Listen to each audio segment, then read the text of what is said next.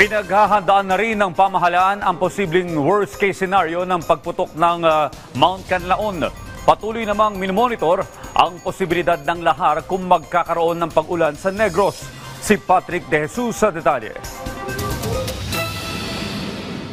Pinaghahandaan na ng pamahalaan ang worst-case scenario kasunod ng pagputok ng Bulkang Canlaon.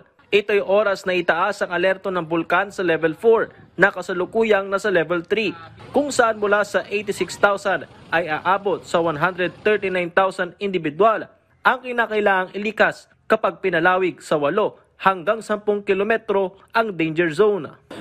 Based sa recommendation na rin ng PBOX, we are doing already a worst case scenario planning wherein umaabot na yung aming planning na hanggang 10 kilometers. That will require additional evacuation centers, require additional food assistance and the likes, Kasi hindi naman yan after mag-erupt ay babalik na sila kaagad. We still have to assess what happened doon sa mga areas na tatamaan ng worst case scenario or yung very violent eruption.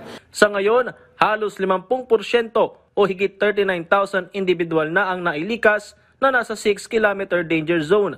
Karamihan mula sa La Castellana, La Carlota City at Canlaon City. Tuloy-tuloy ang mandatory evacuation sa mga natitira pang residente. We have to move away from danger. Kasi pag wala na pong tao dyan sa 6, kahit pa ulit-ulit po yung pumutok, wala pong mamamatay.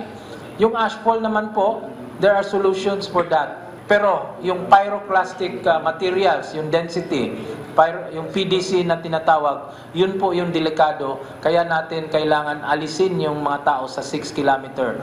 At kung kailangan 8, 10, ay gagawin po natin yan.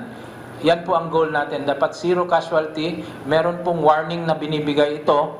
We don't want na habang pumuputok ay magre-rescue tayo. Bagamat wala pang nakikitang indikasyon para itaas ang alerto, mahigpit na binabantayan ng PBOX ang aktibidad ng Bulkang Canlaon na umakyat sa 31 ang volcanic earthquakes matapos itong mag-alboroto. Minomonitor din ang posibilidad ng lahar kung magkaroon ng pag-ulan sa Negros. Explosive eruption may be followed by similar short-lived explosive eruptions on short term, which may generate density currents within the 6-kilometer radius area on the summit. Kapag maulan, yung mga volcanic materials natin on the slopes of the volcano may be immobilized as lahars. This is very important, especially na umuulan-ulan ngayon sa Canlaon. Naipamahagi na ng DSWD ang food packs, hygiene kits, sleeping kits at iba pang tulong sa mga evacuee.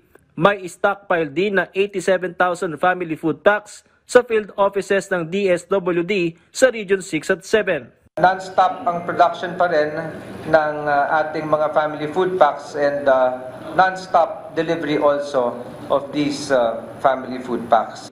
Patrick De Jesus para sa Pambansang TV sa Bagong Pilipinas.